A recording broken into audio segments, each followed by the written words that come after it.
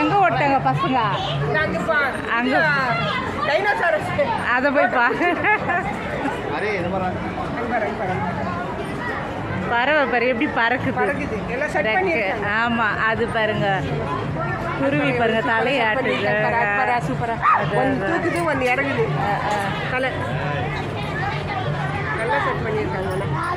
எல்லாமே அசையுது. மயில் மட்டும் அப்படி